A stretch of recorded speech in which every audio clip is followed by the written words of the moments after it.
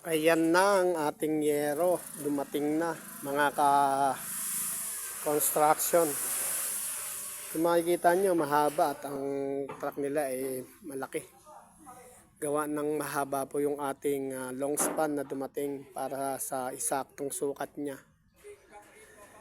So sa next week makakapagbubong na tayo. Inaasahan natin makukumpleto yan next week para nang sa ganun nakita na ng ating homeowners yung ating kabahayan.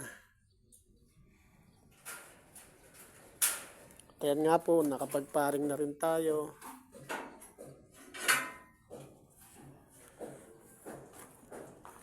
Ito po ay binago natin gawa na nagkaroon ng problema. Malaking 3 cm kaya binago natin siya.